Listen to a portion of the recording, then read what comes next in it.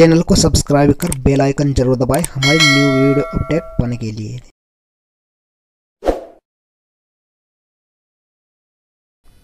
तो hello students, you are welcome to my channel Gautam की class. तो हेलो स्टूडेंट्स, इस वीडियो में मैं आपको बताऊंगा बीजगणित, वो भी बिल्कुल बेसिक से। यदि आपको बीजगणित में एक्स वाई जेड या ए बी सी कुछ भी नहीं आता है तो इस वीडियो में आपको मैं पक्का सिखा दूंगा बीजगणित होता क्या है, इसमें एक्स वाई और जेड का यूज़ हम कैसे करते हैं और बीजगणित में हम जोड़ कैसे करते हो, घटाते कैसे हैं, आज मैं आपको सब बताऊंगा। तो यदि आपने मेरा चैनल अभी तक सब्सक्राइब नहीं किया है तो प्लीज़ सब्सक्राइब जरूर कर ले और बेल आइकन जरूर दबाएं, जिससे आपको मेरी आने वाली हर एक नई वीडियो की नोटिफिकेशन समय पर मिलती रहे। तो आइए वीडियो को शुरू करते हैं। तो सबसे पहले हम बीजगणित में कुछ बेसिक बातें जान लेते हैं। तो बीजगणित में दो पद होते हैं, इनमें एक पद होता है चर पद और दूसरा पद होता है अचर पद। अब ये चर पद और ये अचर पद होता क्या है ये जान लेते हैं। चर पद एक्स वाई जेड या A B C P Q R ETC, तो इन पदों को हम चर पद कहते हैं। और अचर पद जितने भी अंक होते हैं उन्हें हम अचर पद कहते हैं। जितने भी हम अंकों का यूज करते हैं बीजगणित में उन्हें हम अचर पद ही बोलते हैं, जैसे 2, 3, 4 और आगे कोई भी अंक हो। तो आइए एक बात और बता देता हूँ मैं आपको बीजगणित में। जैसे हमने लिखा 2x, तो इसमें यदि आपसे पूछा जाए कि x का गुणांक क्या है, x का गुणांक, तो हमें सीधा सा बता देना है कि x का गुणांक इसमें 2 है। क्योंकि यदि हम दो अक्षरों को एक साथ ऐसे लिखते हैं जिनके बीच में कोई चिन्ह ना हो तो उनके बीच में गुणा का चिन्ह हमेशा माना जाता है। जैसे 2 गुना x, तो यहाँ पर गुणा का चिन्ह माना जाएगा। तो यहाँ पर x का गुणांक क्या हुआ 2, तो x का गुणांक यहाँ पर 2 है।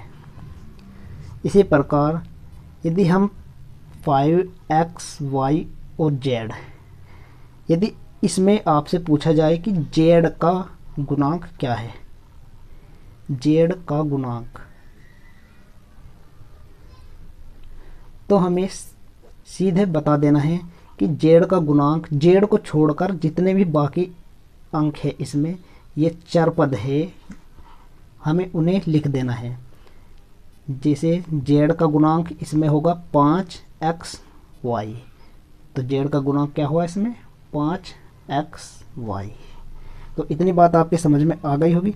तो चलिए मैं बता देता हूँ कि बीजगणित में हम जोड़ते कैसे हैं। तो बीजगणित में जोड़ने से पहले आपको एक बात का ध्यान रखना बहुत ही आवश्यक है। जैसे यदि कोई चरपद लिखा है x या कोई चरपद y लिखा है या z लिखा है, कुछ भी लिखा हो, तो हमेशा उससे पहले हमें एक मान लेना है। तो इनसे पहले हमेशा एक ही मानते हैं। जैसे x लिखा है कहीं तो इससे पहले हमें एक x मानना है। ये सिर्फ माना जाता है लेकिन लिखा नहीं जाता। जैसे कहीं y लिखा है तो इससे पहले हमें हमेशा एक ही मान लेना है कि एक y है इससे पहले। जैसे कहीं z है तो z से पहले हमें हमेशा एक मानना है। और ये हम लिखते नहीं, यह आपको ध्यान रखना है कि यह लिखते नहीं लेकिन माना जाता है। तो आइए मैं आपको उदाहरण लेकर बता देता हूँ कि इसे कैसे मानते हैं।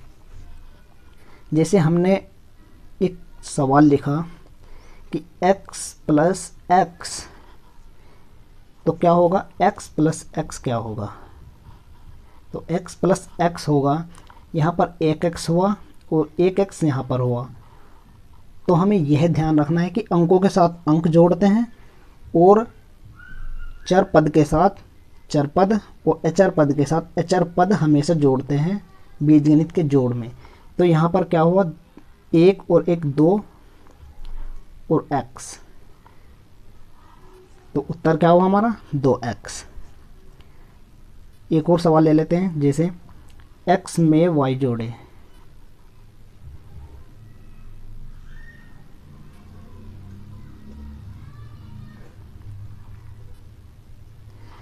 यदि हमसे बोला जाए कि x में y जोड़िए, तो हमें पता है कि बीजगणित के जोड़ में केवल हम सेम पदों को ही जोड़ते हैं, यानी जो पद एक जैसे हो उनको ही जोड़ा जाता है, बाकी पद ऐसे के ऐसे ही रख देते हैं हम। तो x में y जोड़ने पर उत्तर आएगा x प्लस वाई। क्योंकि ये पद दोनों सेम नहीं है तो ये हम ऐसे ही लिख देंगे। तो आइए मैं एक उदाहरण और बता देता हूँ, एक सवाल, जैसे 2x plus x plus Y. यदि हमसे जोड़ने को बोला जाए कि इसे हम कैसे जोड़ेंगे, तो इस सवाल को हम इस प्रकार हल करेंगे। अचर पद को अचर पद के साथ और चर पद को चर पद के साथ जोड़ना है, और जो पद कॉमन नहीं है उसे हमें ऐसे ही छोड़ देना है। जैसे यहाँ पर x और x दोनों कॉमन है तो हमें इन्हें आपस में जोड़ लेना है, बाकी y इनमें कॉमन नहीं है तो इसे ऐसे ही लिख देंगे। तो 2, और यहाँ अब मैंने पहले ही बोला था कि x से पहले हमेशा 1 मानते हैं, यदि उससे पहले कोई अंक नहीं है। तो यहाँ पर x से पहले कोई अंक नहीं है तो यहाँ पर 1 माना जाएगा, और 2 में 1 जोड़ेंगे तो कितना हुआ 3, और x ही रहेगा। और यहाँ पर y के साथ कोई कॉमन नहीं है तो y ही रहेगा। यह बात हमें हमेशा ध्यान रखनी है कि x के साथ कभी भी y जुड़ नहीं सकता, या फिर x के साथ y या y के साथ z, a के साथ b या b के साथ c कभी भी नहीं जुड़ते हैं। x के साथ सिर्फ हमें x ही जोड़ना है, y के साथ y जोड़ना है, और z के साथ z, या फिर कितने भी चर पद हो सिर्फ सेम के साथ या कॉमन चर पद के साथ ही जोड़ सकते हैं। तो आइए एक सवाल और ले लेते हैं, जैसे 10x प्लस 5x और प्लस 2x। तो इसका उत्तर बताइए क्या होगा। तो हम इसे हल कर लेते हैं। यहाँ पर हम देखते हैं कि यहाँ भी x है, यहाँ भी x है, और यहाँ पर भी x है।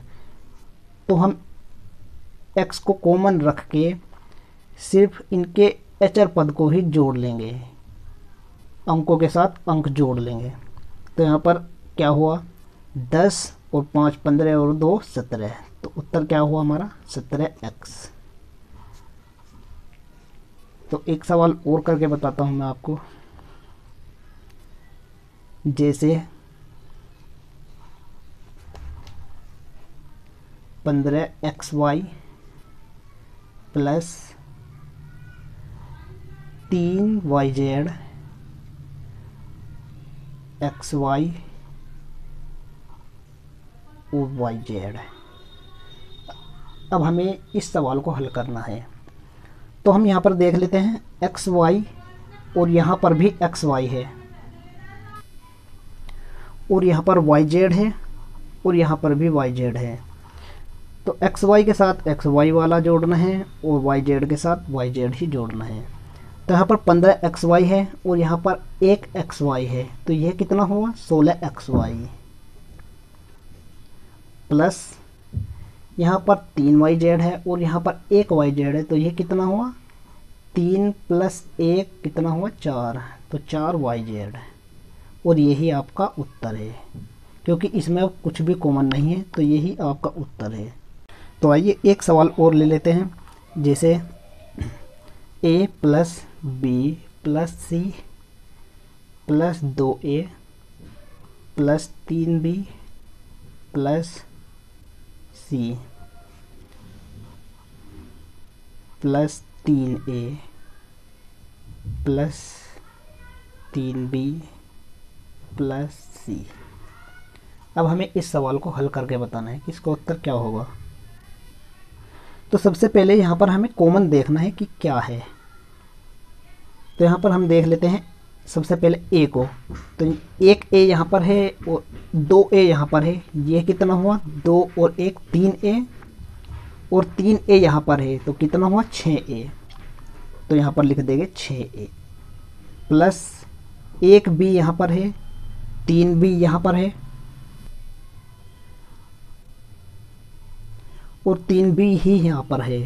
तो यह कितना हुआ, 1 और 3 4 और 3 7, तो 7b। अब हम c देख लेते हैं। एक सी यहाँ पर है और एक सी यहाँ पर है, तो यह कितना हुआ, एक सी और एक सी कितने, 3c हुए।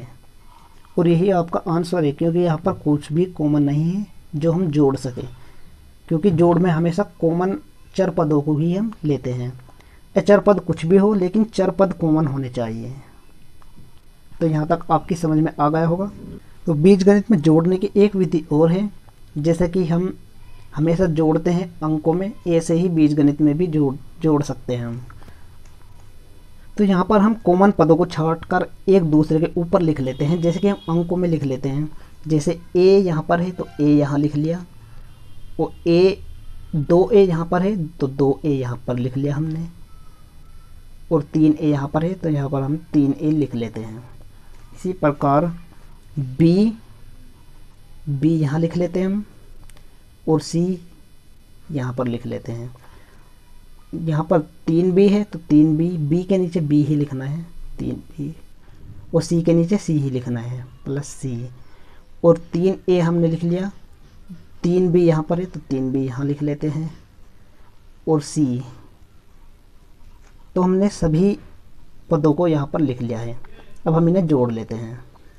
तो यहाँ पर हम देखते हैं एक a हमेशा माना जाता है यहाँ पर, तो 1 2 3 और 3 6, तो 6a हुआ, प्लस यहाँ पर हुआ 1 3 और 3 6 और 1 7, तो 7b यहाँ पर हुआ, और 1 2 3 3c यहाँ हुआ। तो जो विधि आपको सही लगे उससे आप बीजगणित के जोड़ के सवाल कर सकते हैं। तो आइए अब हम देखते हैं बीजगणित में घटाते कैसे हैं। तो एक सवाल लेते हैं हम।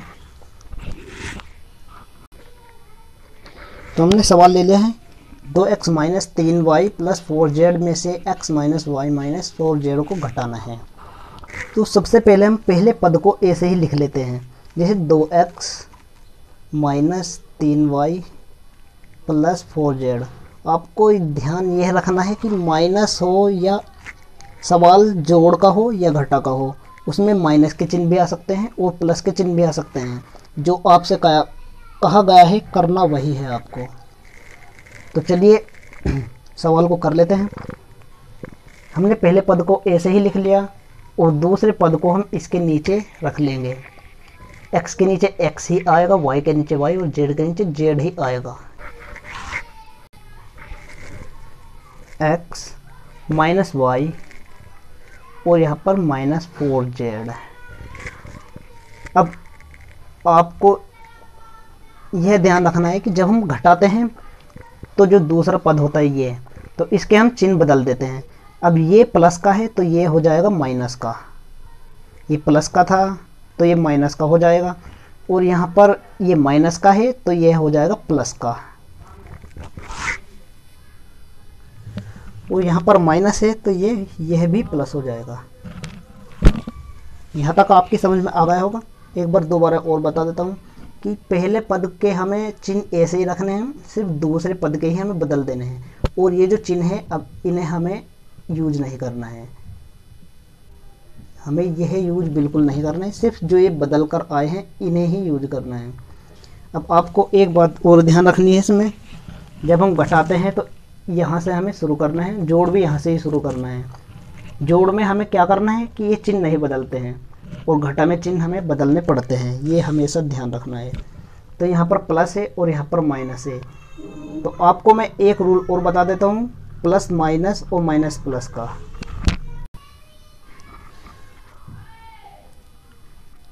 यदि कहीं प्लस है और माइनस है तो ये हमेशा क्या होगा, माइनस, यानी हमें उसे घटाना है। यदि माइनस है और एक प्लस है तो यह भी माइनस ही होगा, यानी प्लस माइनस माइनस और minus plus minus. Plus minus हुआ तो घटाना है, और माइनस प्लस भी है तब भी घटाना है। यदि दो चिन्ह प्लस के हैं तो इन्हें हमें जोड़ना है, और यदि माइनस माइनस है तो इसे भी हमें जोड़ना है, माइनस माइनस प्लस। दूसरा रूल क्या है, यह आपको ध्यान रखना है कि प्लस माइनस माइनस तो होता है, यानी हम उसे घटाते तो है, लेकिन चिन्ह हमेशा बड़े का ही लगाते हैं। बड़े चिन्ह से मेरा मतलब है कि जैसे प्लस का 50 है और माइनस का 25 है, तो यह क्या होगा, यहाँ पर प्लस माइनस माइनस होता है तो हमें घटाना है, तो कितना होगा, यह 50 में से 25 जाके 25 ही बचेगा। अब हमें चिन्हों पर भी ध्यान देना है कि यहाँ पर हम देख रहे हैं कि 50 प्लस का है और यह अंक इसमें बड़ा है, तो हम बड़े का ही हमेशा चिन्ह लगाते हैं। तो यहाँ पर बड़े का चिन्ह क्या है, प्लस का है, तो यहाँ पर प्लस का ही चिन्ह लगाते हैं। और प्लस का हम चिन्ह न भी लगाए तब भी चलता है। यदि किसी अंक से पहले कोई चिन्ह नहीं है तो हमेशा वहाँ प्लस का ही माना जाता है। और यदि यहाँ पर माइनस का 50 है और प्लस का 25 होता तो तब ये क्या होता, तो तब भी ये 25 ही होता और ये होता माइनस का, क्योंकि यहाँ पर माइनस का 50 बड़ा है। एक बार फिर से बता देता हूँ, माइनस प्लस क्या होता है, माइनस, यानी कि हमें इसे घटाना है, और चिन्ह कहीं का लगाना है, हमें चिन्ह हमेशा बड़े अक्षर का ही लगाना है, यानी कि बड़े अंक का चिन्ह हमेशा लगाना है। अब हम माइनस का 50 और माइनस का 25 ही ले लेते हैं। अब यह क्या होगा, माइनस माइनस क्या होता है, प्लस, यानी कि हमें इसे जोड़ना है, तो कितना होगा, 75। अब हमें चिन्ह क्या लगाना है, तो चिन्ह हमें लगाना है माइनस माइनस प्लस तो होता है, लेकिन चिन्ह हमेशा माइनस का ही लगाते हैं। वो एक बात आपको ध्यान रखनी है कि चिन्ह हमेशा बड़े अंक का ही लगाना है। आइए अब हम एक रूल और देख लेते हैं, इसका जो आखिरी रूल है, प्लस का 50। ये तो आप जानते हैं, यदि सब प्लस प्लस के हो तो वह जुड़ता ही है, और चिन्ह भी प्लस का ही रहता है, तो ये 75 प्लस का ही होगा। तो यहाँ तक आपकी रूल समझ में आ गया होगा। आइए हम इस सवाल को हल करके देख लेते हैं कैसे होगा ये। तो यहाँ पर प्लस का 2 और यहाँ पर माइनस का 1 माना जाएगा, क्योंकि मैंने पहले ही बताया था कि यदि किसी चर पद से पहले कोई अंक नहीं है तो वहाँ पर हमेशा 1 माना जाता है। तो यहाँ पर प्लस का 2 और माइनस का 1 है, तो यह क्या हुआ, प्लस का 1 हुआ, और 1 क्या होता है, और 1 हम कभी लिखते नहीं है, तो यहाँ पर केवल x ही लिखा जाएगा, वो भी प्लस का, और प्लस हम लगाते नहीं है। अब हम यहाँ पर देखते हैं, माइनस का 3 है और माइनस का 1 है, माइनस का 3y और प्लस का 1y है, तो माइनस का 3 और प्लस का 1, माइनस का 2 बचेगा। माइनस प्लस माइनस होता है, तो हमें 3 में से 1 घटाना है, कितना बचा, 2, और चिन्ह किसका लगाना है, हमें हमेशा बड़े अंक का लगाना है।